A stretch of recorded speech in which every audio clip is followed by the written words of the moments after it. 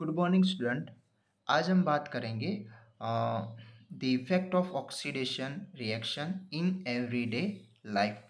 यानी कि क्या हमारी डेली लाइफ में ये ऑक्सीडेशन रिएक्शन की इफ़ेक्ट कहीं पर देखने को मिलती है। तो उसी के रिलेटेड दो पॉइंट है। कौन से तो कोरोशन एंड रेंसिडिटी। तो ये हमारे चैप्टर का लास्ट टॉपिक हो जाएगा। तो इसके पहले हमने सारे जो केमिकल रिएक्शन थे वो कवर कर दिए। तो एक बार उसके नाम रिपीट कर लेते हैं, कौन से थे वो। तो फर्स्ट था कॉम्बिनेशन रिएक्शन। उसके अंदर हमने देखा था यानी कि उसके साथ ही दूसरा एक रिएक्शन देखा था एक्सोथर्मिक रिएक्शन, जहाँ पर हीट इवॉल्व हो रही थी इन प्रोडक्ट फॉर्म। ठीक है।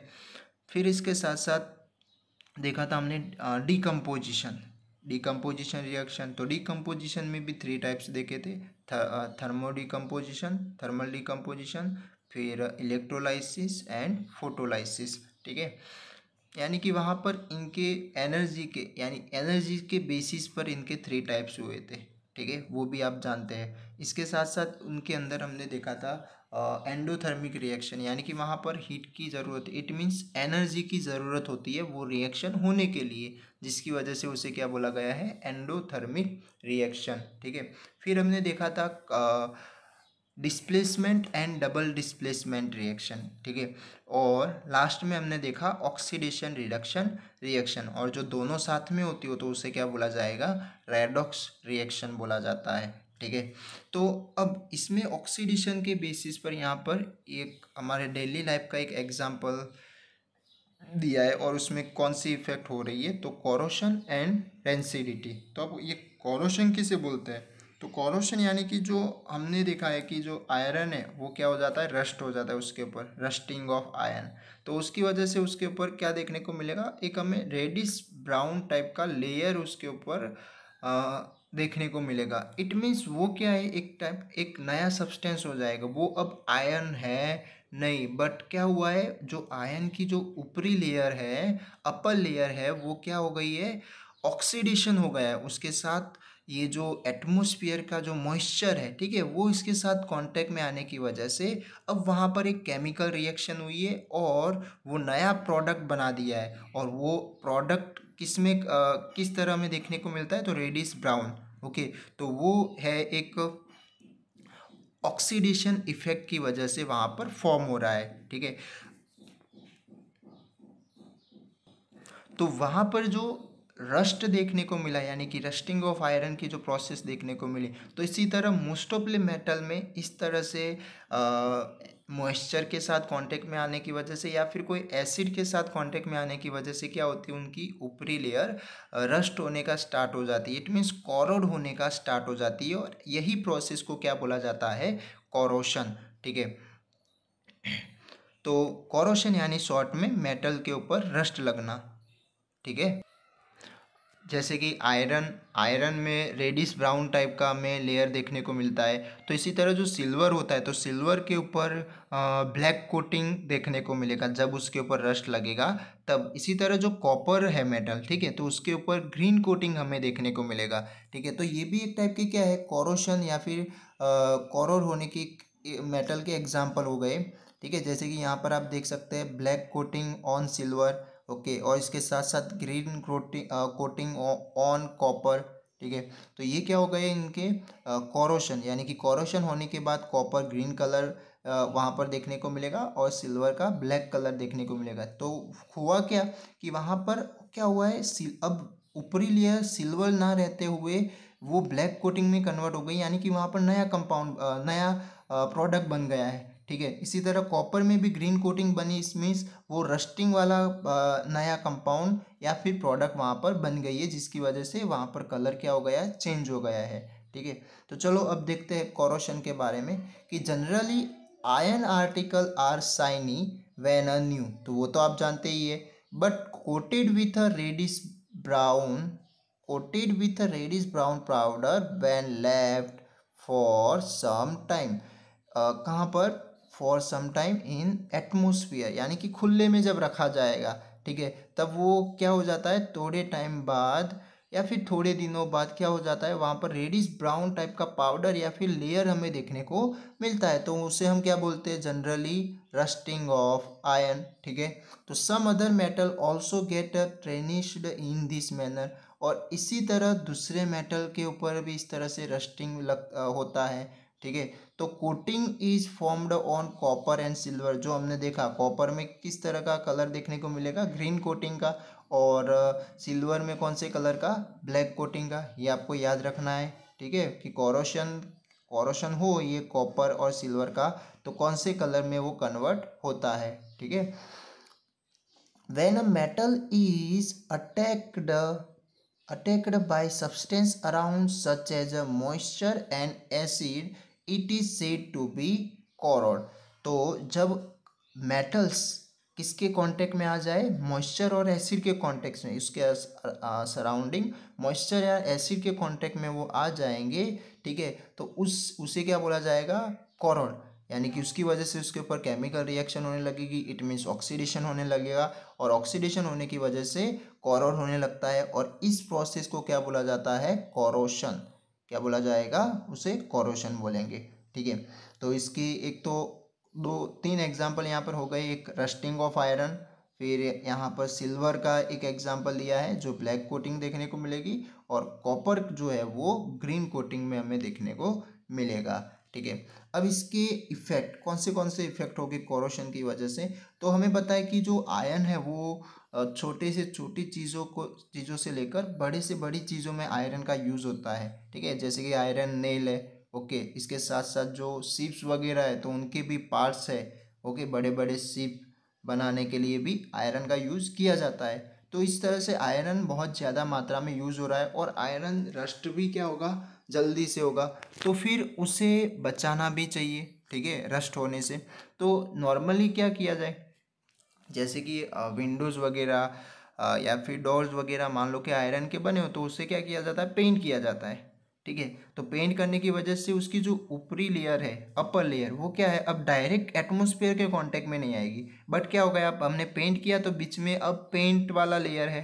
ठीक है, जिसकी वजह से अब वो और थोड़े टाइम के लिए अच्छे से चल सकता है, जब तक वो पेंट या पेंट की कोटिंग निकलेगी नहीं तब तक के लिए। ठीक है, इसी तरह दूसरा है कि मान लो कि उससे जो मोर रिएक्टिव मेटल्स है उसका कुछ लेयर चढ़ाया जाए। ठीक है, जैसे कि हमें पता है एफई से मोर रिएक्टिव मेटल था जिंक। ठीक है, तो जिंक है वो उसके कंपेयर इतना ज़्यादा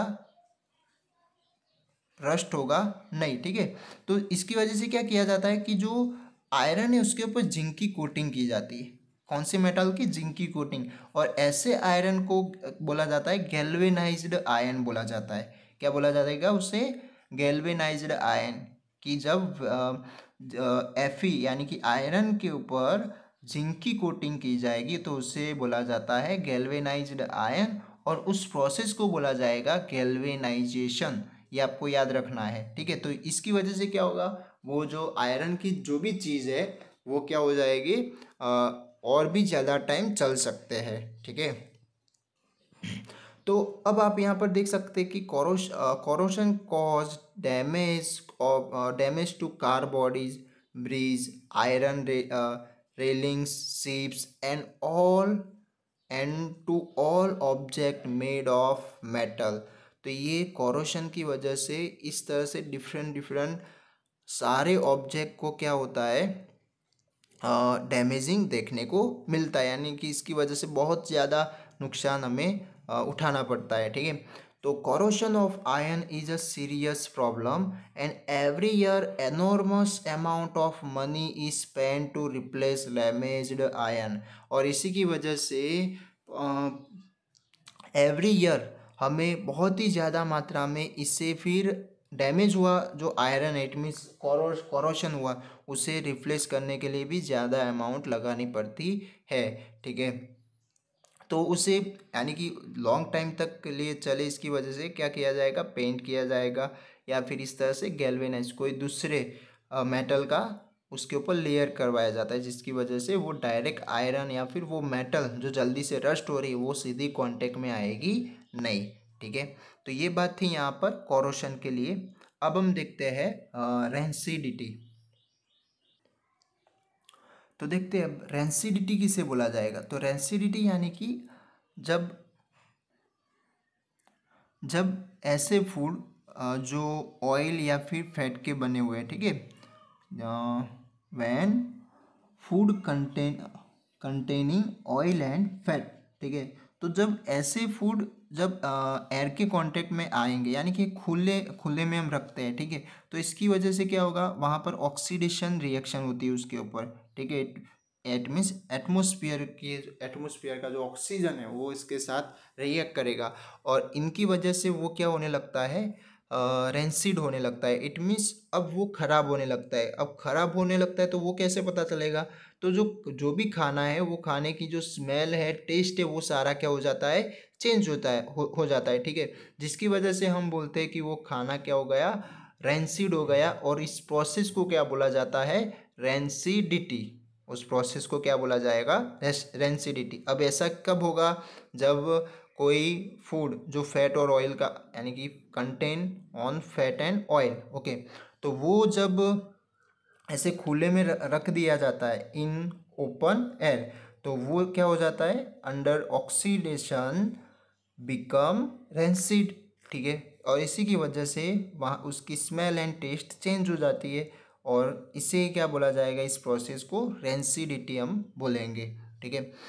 अब ये रेंसिडिटी ना हो, इट मीन्स वो खराब ना हो, तो उसके लिए क्या किया जाता है, यानी कि ये एक टाइप का ऑक्सीडेशन रिएक्शन हो रहा है, तो उसके लिए इसके सामने एंटीऑक्सीडेंट कोई सब्सटेंस ऐड किए जाते हैं उस फूड के अंदर, ठीक है।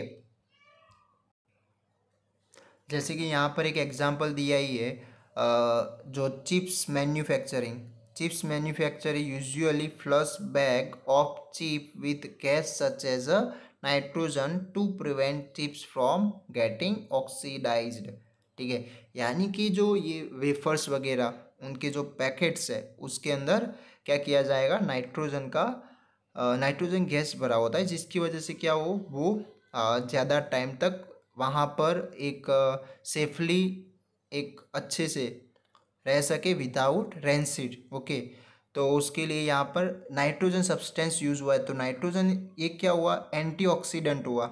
एक कौन सा सब्सटेंस होगा उनके लिए, एंटीऑक्सीडेंट, जो उस जो भी वेफर्स है उसे बिगड़ने देता नहीं है, ठीक है। इसके साथ साथ अब ये एटमॉस्फेयर में कांटेक्ट आने का हम बंद कर दे या फिर कम करवा दे, तो भी क्या होगा, ऑक्सीडेशन होने का कम हो जाएगा। तो आप यहाँ पर देख सकते हैं, keeping food in air tight container help to slow down oxidation, ठीक है। तो ऑक्सीडेशन कम करने के लिए हम क्या कर सकते हैं, जो भी खाना है उसे एक टाइट पैक किया जाए, ठीक है। तो इसकी वजह से भी ऑक्सीडेशन क्या हो जाएगा, स्लो हो जाएगा, ओके। तो यहाँ पर आप देख सकते हैं, usually substance which prevent oxidation it means antioxidation are added to food contain fat and oil.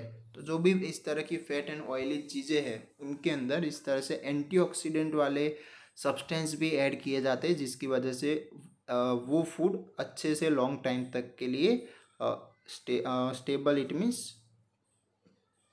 Safely रह सके, ठीक है। तो ये बात थी यहाँ पर।